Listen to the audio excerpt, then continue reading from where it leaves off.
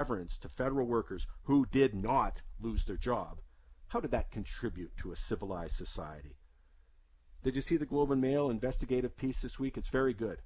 That reveals a pattern of payments about which little information is known involving former Dalton McGuinty government insiders in Ontario. They got payments to companies, but as I say, there's so little transparency, they don't know if there was any value for money there, and they weren't tendered or announced. I mean, they're talking about a lot of stuff. It was a very good report.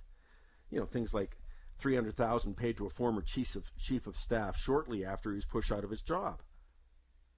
Is this what people like the Calgary mayor mean when they say that taxes are the price we pay for a civilized society?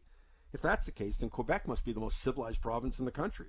And forget about the 109 arrests resulting from that long overdue corruption probe into how tax dollars are spent. In BC this week, the head of a crown corporation who chose to leave his job for other opportunities received an $86,000 payout. How does that expenditure of my tax dollars, your tax dollars, contribute to a civilized society? How have the billions given in subsidies, in bailouts, forgivable loans to companies that are well connected, like Bombardier, Pratt & Whitney, Hero DevTech, Bristol Aerospace, Ford, Chrysler, GM, so many other major corporations, how does that contribute to a civilized society?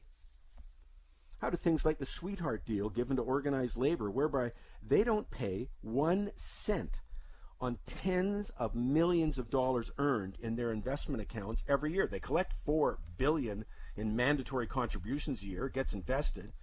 Not 1 cent is taxed. How does that contribute to a civilized society?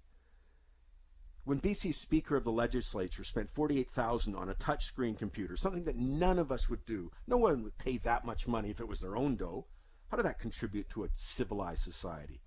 How did Alison Redford's $45,000 trip to Nelson Mandela's funeral, or her last European junket, $131,000, how did that contribute to a just society?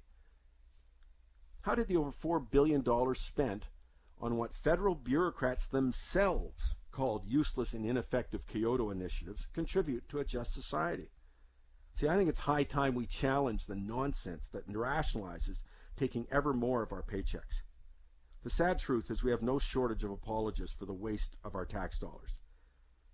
We got a public school system, CBC, universities, public sector unions, politicians with expense accounts. Got to keep in mind, politicians with expense accounts, great pension and other perks, they don't want to rock the boat